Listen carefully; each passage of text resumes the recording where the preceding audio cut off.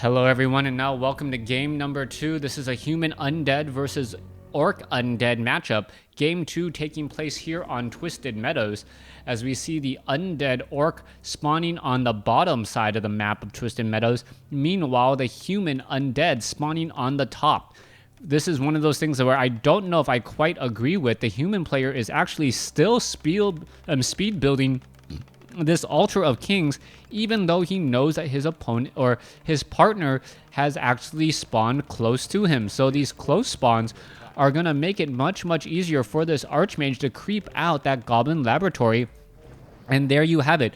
Quickly drops a Water Elemental, gonna make his way over. Rock Golem, Mud Golems, all these units down over here. And we are gonna be seeing a bit of an engagement now, as we do have one Peon trying to engage. All right, Water Elemental gets slowed here, absorbing a fair bit of damage. And if this Peon is very diligent, perhaps it can take down the Water Elemental, but I don't believe the Blade Master was out on the field. No experience on the Blade Master, or the creep camp took that final blow.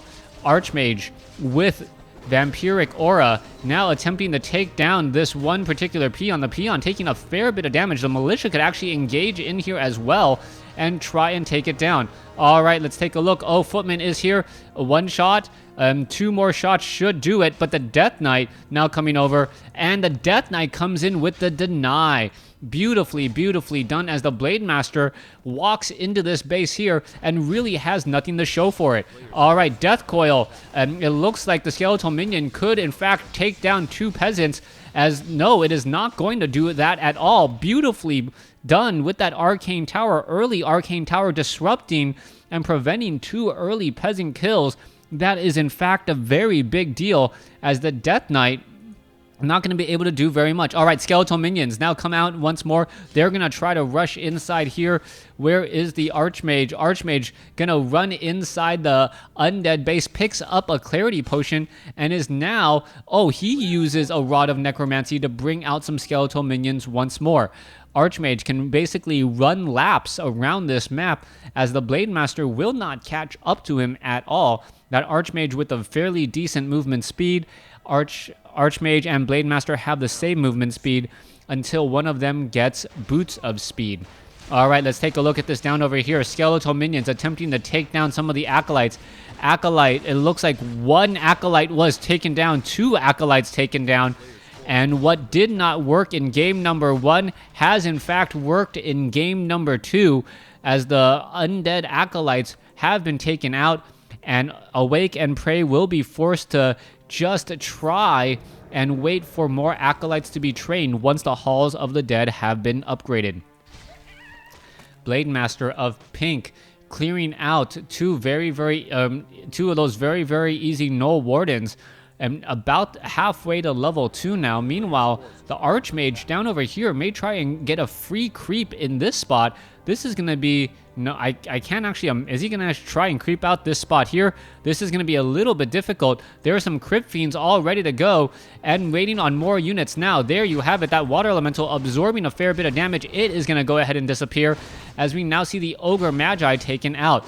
Death Knight gonna go ahead and pick up a Talisman of Evasion. You can see Pink now joining in on the fight, and this could be a bit of trouble.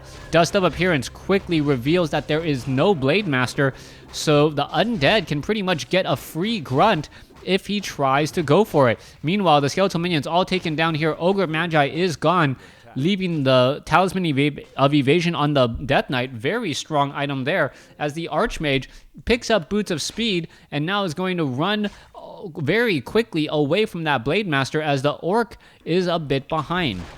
Undead of the Pink Army this time looking very strong here. He looks like he will be able to get to level of 3 after this creep camp. I don't think there's enough creeps here. He'll be very close, and he also picks up a Mantle of Intelligence. All right, so far the Blade Master has not really done all that much to all that much harassment or all that much creeping. He's gonna get to level 2 off of this creep camp here.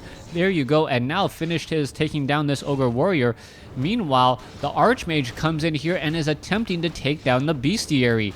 The bestiary could end up getting destroyed, as the archmage may try to take down this bestiary here. Bestiary down to 116 hit points and falling. The water elemental is going to make sure that the bestiary does in fact fall, and this is going to set the human or the orc player behind even further.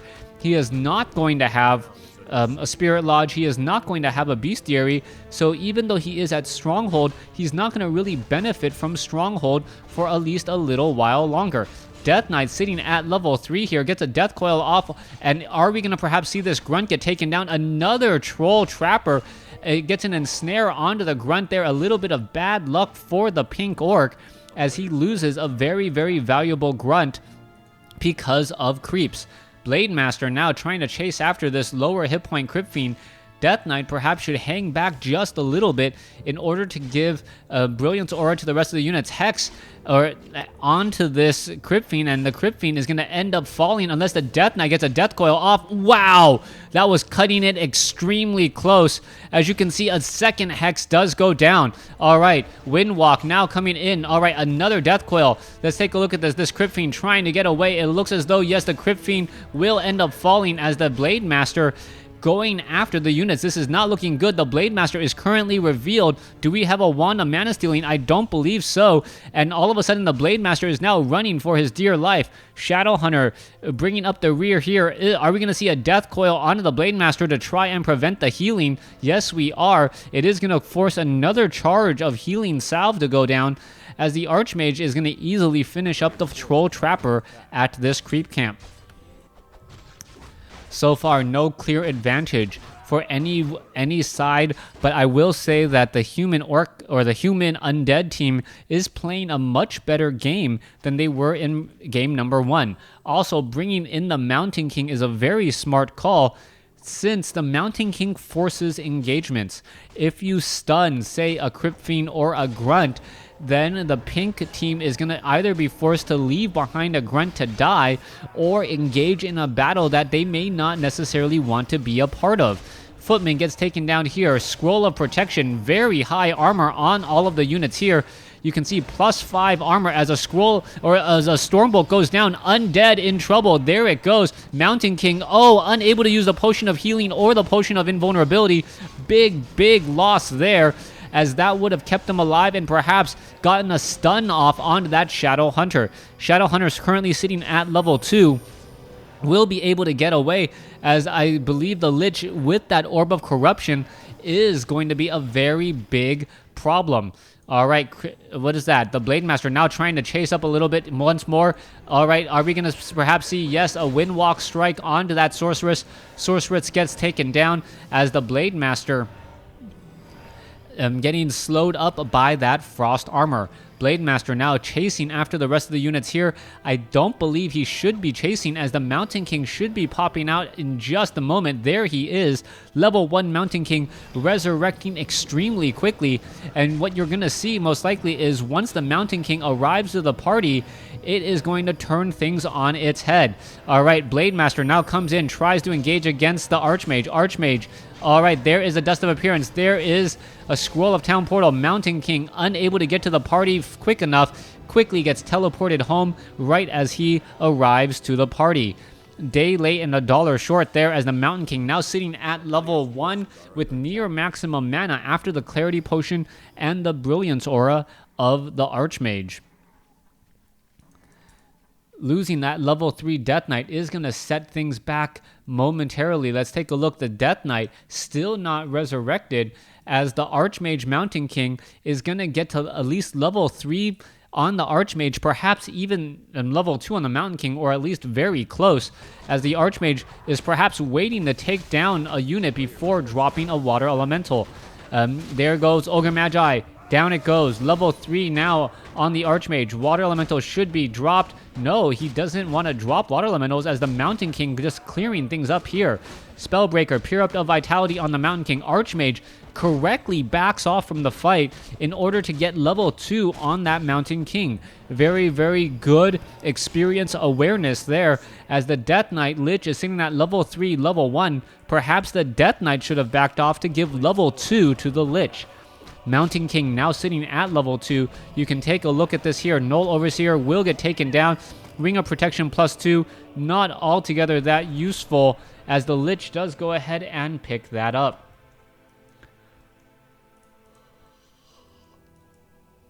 Spellbreakers, Priests now making their way over.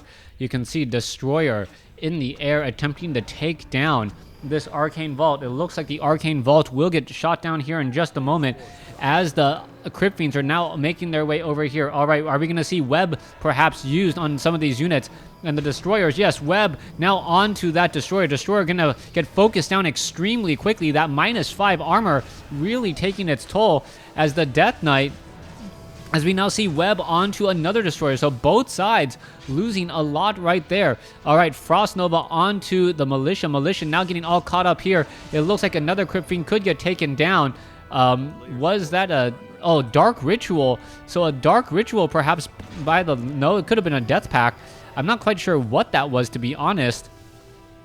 It looks like the unit was just flat out sacrificed as the Archmage now comes in and gets a bit of a pincher play on the Undead Army. Undead Army now taking a lot of damage. It looks like one Crypt Fiend, barely saved by that Scroll of Town Portal. It was down to 42 hit points before he was sent back home.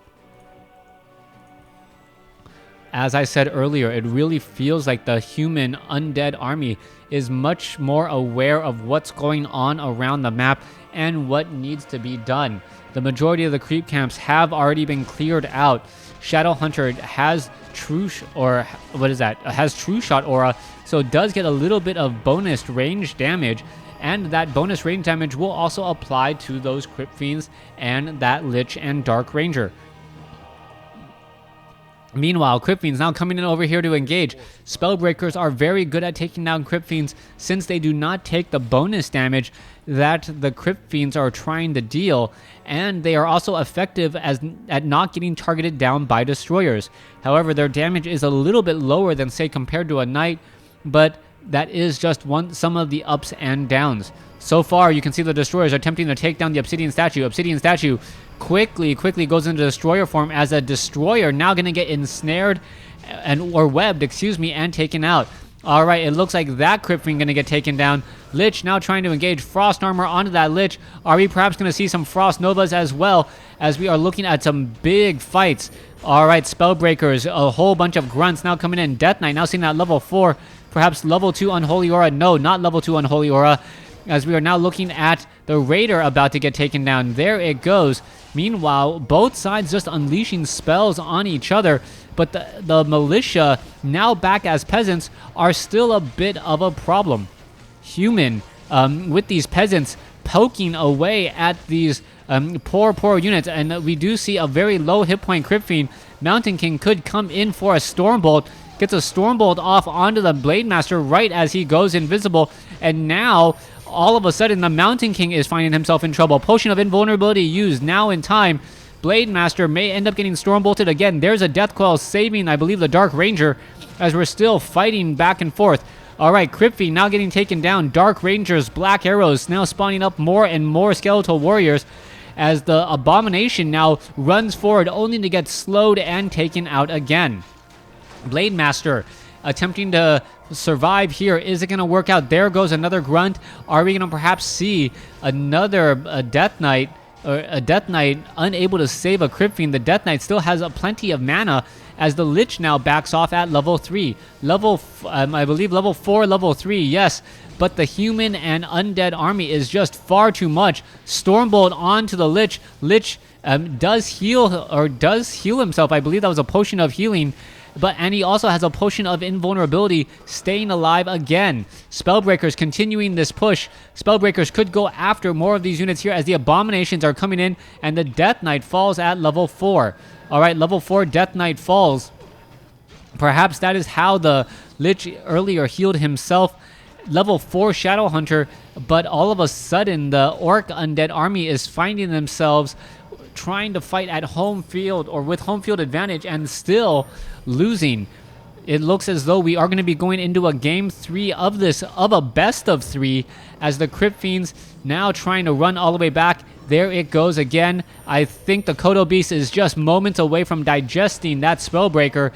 If it can take it down, there is the GG, and very, very excellent play by the Undead player, giving the Undead player of the Undead human army, giving the victory to the human Undead. All right, let's take a look at this. Total hero scores.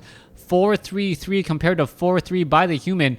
There was no resources. Oh no, there was some resources traded, but only from human to the Undead. A lot more gold mined. Let's take a look at the units. There was a little bit more gold lost to upkeep by the down over here. So 588, a lot more gold lost to upkeep. Anyways, thanks for watching. Thanks for listening. Hope you guys enjoyed game 2. Please stay tuned for game number 3.